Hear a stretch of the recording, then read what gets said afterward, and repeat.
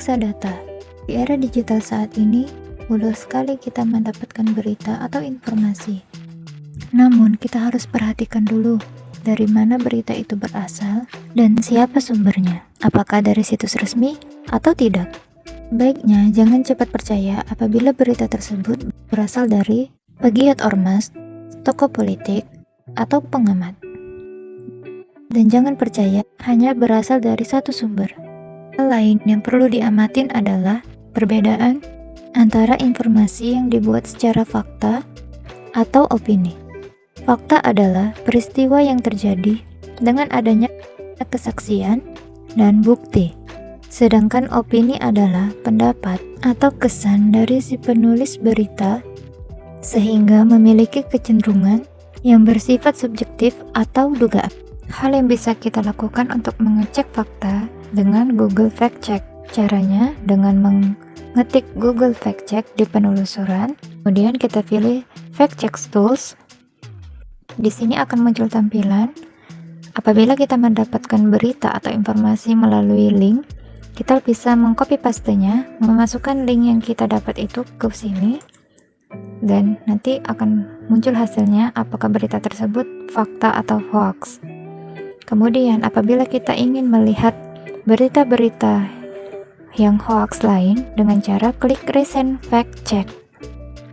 Di sini berita-berita ini merupakan berita yang sudah dicek faktanya oleh pihak YouTube.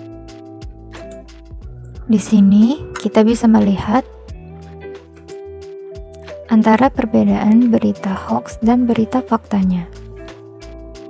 Jadi kita bisa tahu berita tersebut hoax atau fakta. Di era teknologi saat ini, bukan hanya konten berupa teks yang bisa dimanipulasi, tetapi juga konten berupa foto atau video. Ada kalanya para pembuat berita palsu mengedit foto atau video untuk memprovokasi para pembacanya. Berikut cara mengecek keaslian foto. Buka aplikasi Google atau Chrome yang ada di laptop atau Android kalian. Ada gambar kamera di sebelah kanan, lalu klik, telusuri pakai gambar, dan pilih upload file yang ingin kalian lihat untuk keaslian datanya. Semua orang pasti mempunyai media sosial. Di situ bisa kita cari atau teks grup anti hoax. Misalnya dengan menggunakan Facebook. Di Facebook ada grup anti hoax.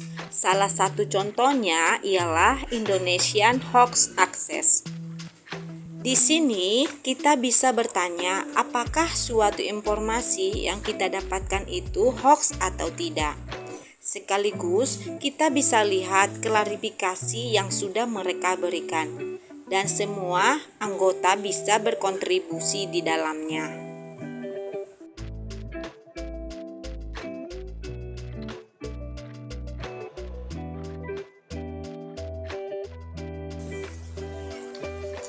Berita hoax seringkali menggunakan judul yang sensasional, yang provokatif.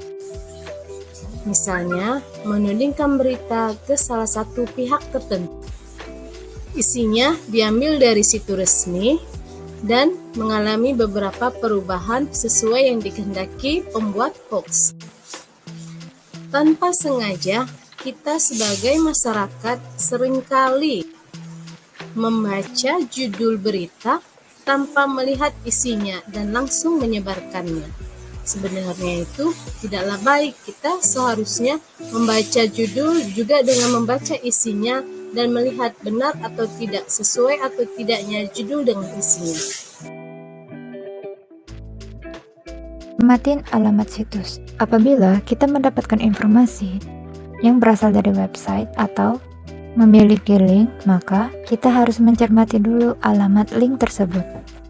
Apabila situs tersebut belum terverifikasi sebagai institusi pers resmi, misalnya menggunakan domain blog atau blogspot, maka informasinya bisa kita bilang meragukan.